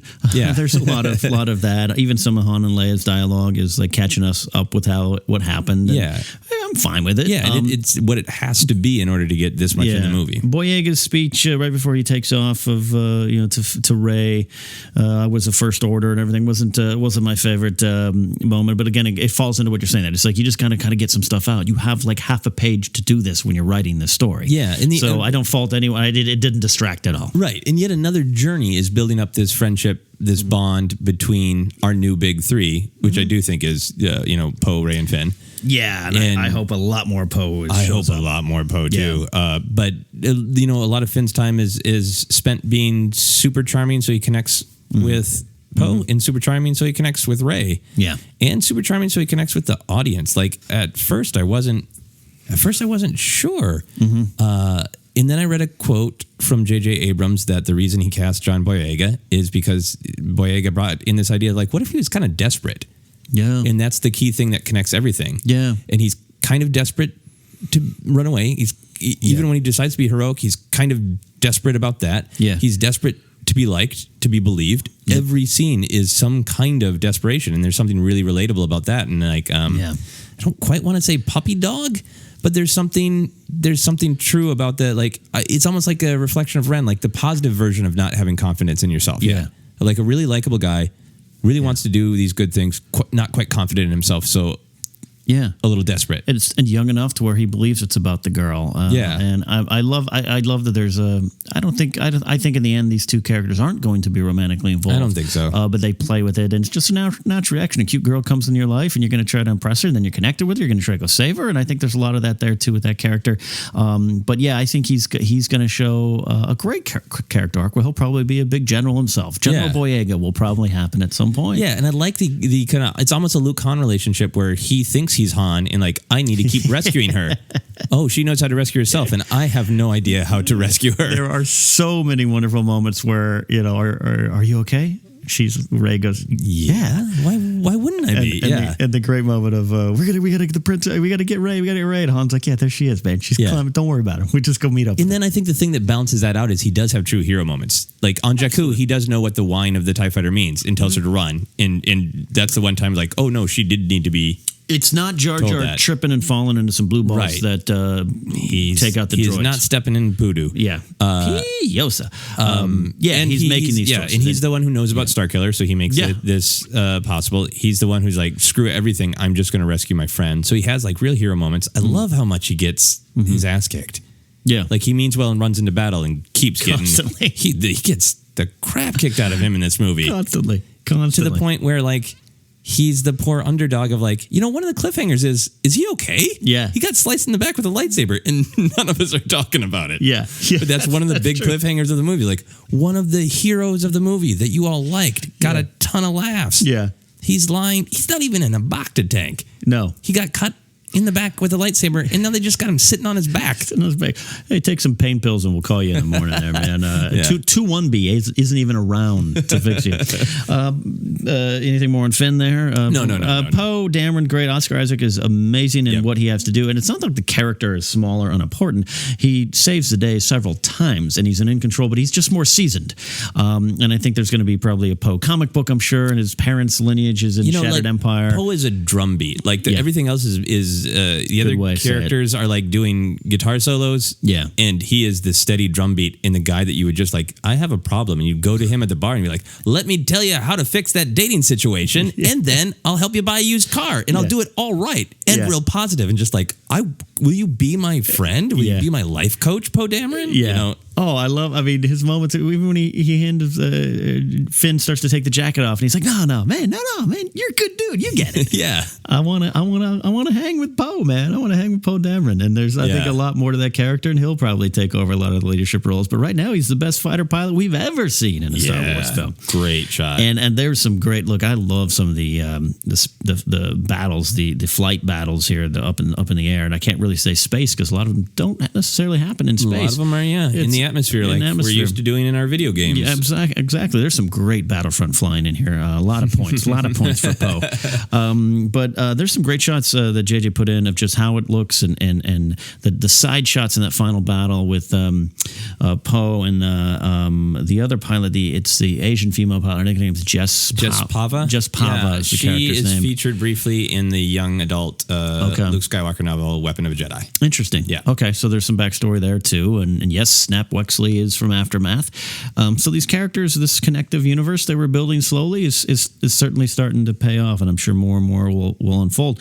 But there's some great, just in terms of how it looks alone. Attack of the Clones is what it is, and we can sit there and try to dive into it negatively, blah blah blah. But you know what? Some of my favorite battle scenes are towards the end, and the zoom ins and stuff that Lucas chose to use based on some other director's work.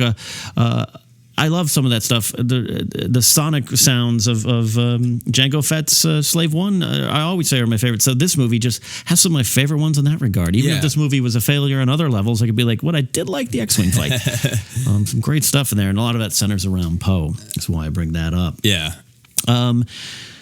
There's so many other characters we can dive into. Snoke.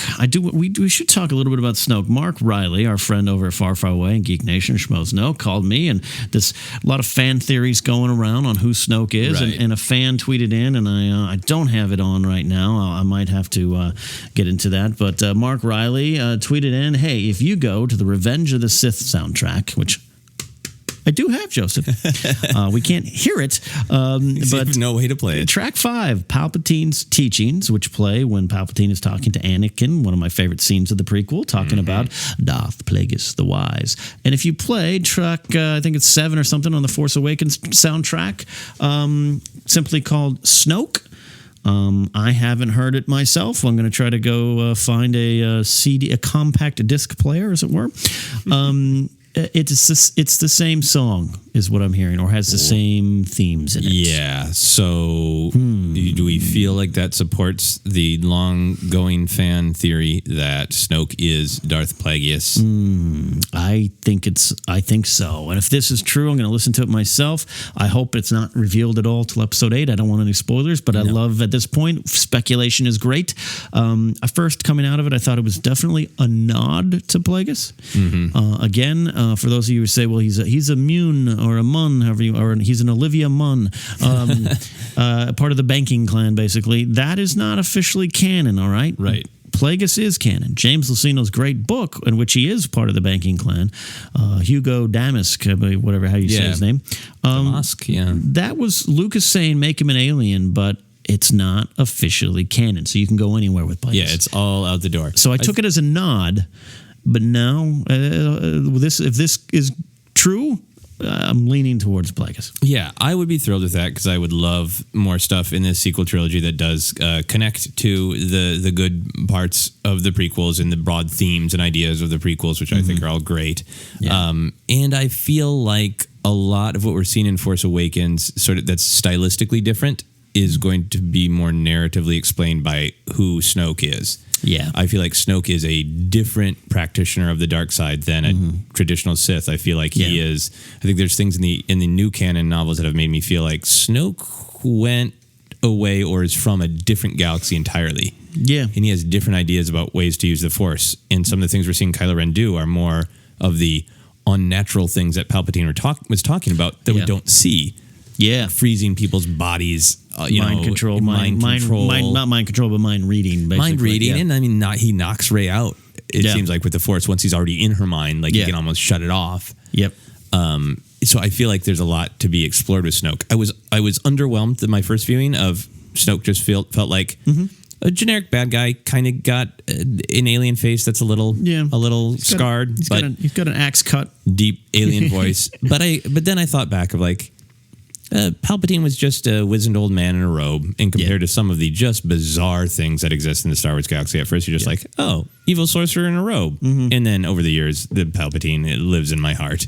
I love Palpatine. And I feel like I'm really excited to see how they explore Snoke. Yeah, I think there's going to be a lot more of that. General Hux is okay. He's a little bit of a sniveling tattletale, but he's definitely there. I'd like a little bit more stronger villains, but if the rumors are true about Benicio del Toro being cast as a villain, I have nothing more beyond that, then I think we're going to get some good villains going forward. Yeah. I think Snoke's going to say, all right, I'm still training this kid. I got to bring in my old heavies that I know. Oh, that would be great. That would be great. I think there could be some of that there. I do want to spend. We might have to do an entire episode on Rey's vision. Yes. But as we close here, I want to talk about the close again, the close of the movie, and I loved it the first time I saw it. I still love it now.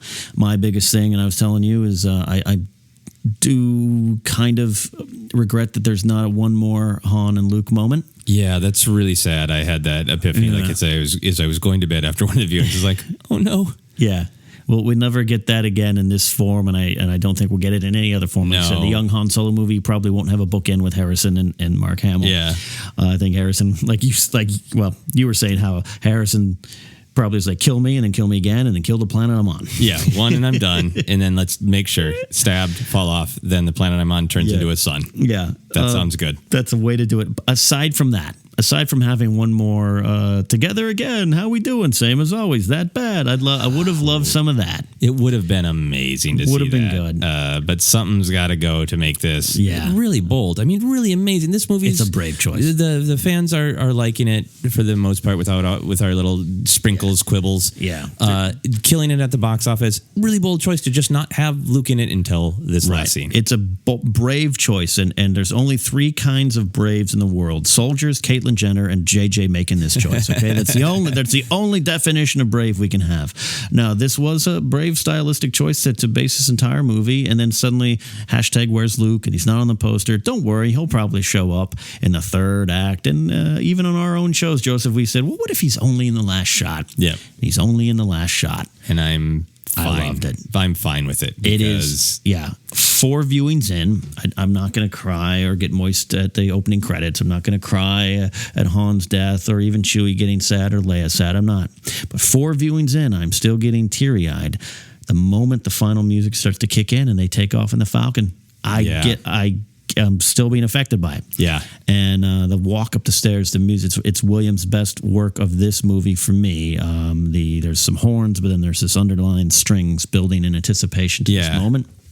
I love it. Yeah, I've talked about before, I think the power of Star Wars has always been the mashup of new, exciting, you'd never believe you'd see that on screen, with other things that feel ancient and true. And I feel like as humans, we deeply relate to that because we're always dealing with new things, but we feel a sense of heredity and a sense of history. And I feel like that last scene is powerful because it nails it. There is such a mashup of the new and the old in many different ways. In the way the music is constructed, that location is an amazing Star Wars location that is new, but feels very old and ancient. Yeah. Shot in Ireland, I believe. Yeah. You're like amazed to see Luke, and Mark Hamill looks amazing. Yeah. But there's so much new.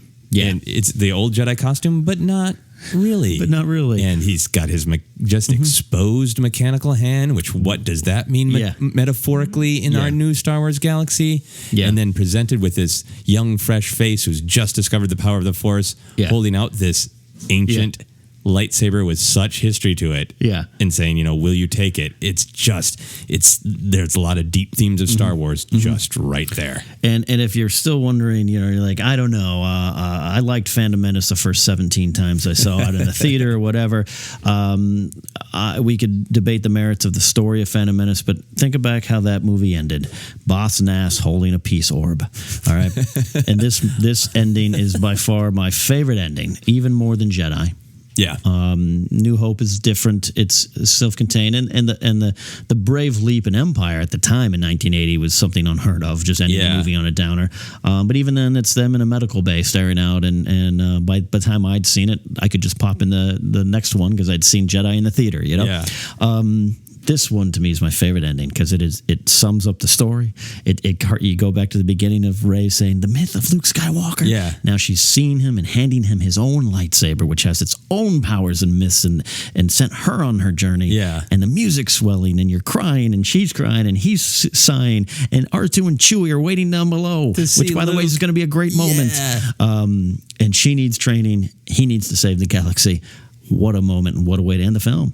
Yeah, I'm excited by that. Yeah, absolutely. And I feel like that is yet another triumph of The Force Awakens we don't currently live in a society that tolerates cliffhangers. And that was one hell of a cliffhanger. Very, very much so. This episode is not a cliffhanger, though there's much more we could have done. Joseph, I always love breaking down Star Wars with you. I'm not joking when I call you the great Star Wars pontificator. I think you see things, you must have force powers yourself. No, I'm an obsessive nerd. It's been fun building up to this moment with you and Maude Garrett and other people over the last year through Jedi Alliance and Jennifer Landa, of course. So we've had our time, man. Yeah, this has been great. This has been fun, but the Force Center will go on. The Force Center podcast feed is only going to get bigger and better as we continue to try to grow it and add things to it. And we want to thank you all for the journey. Spread the news, tweet it, retweet it, get us some more followers. You can follow us at Force Center Pod. We do have a Facebook page as well. Joseph and I promise to be a little bit more active on those things. I forget sometimes I have that. We will post. We will post. That is that. And of course, as always, Joseph, you got a lot of things you're working on. Yep. You can find all my stuff on my social media is at Joseph Scrimshaw and on my website at josephscrimshaw.com. I've got a Star Wars album and a holiday album. So really perfect for this time of year. And I'm doing a big New Year's Eve show in Los Angeles, and all that info is on my website. That is right. So we'll be back soon. Spotlight Star Wars rolls on. A new Jedi beat coming. Joseph's got his show brewing. And who knows who will be on the show. There's so many people I know in my life who are like, I want to come on and talk Star Wars with you. Nice. So as we build towards Rogue One, which is the next big event in the Star Wars universe, not counting the comics and the wonderful novels. It's still set to come, and the new toys. I'm waiting to buy my Black Series Luke waiting on the cliff. Yeah. Oh, man. I'm waiting for that. I got to have some version of that. We're going to be here with you. So, again, like I said, follow, subscribe, rate, and review on iTunes. You can follow me at Ken Napzok across the board. And as always, if you have any questions directly for us, hashtag Force Center to Joseph and I. We'll check that, and maybe we'll do some answering here on this show as well. That would be great. I think that'd be fun. So until next time, go see The Force Awakens again, please.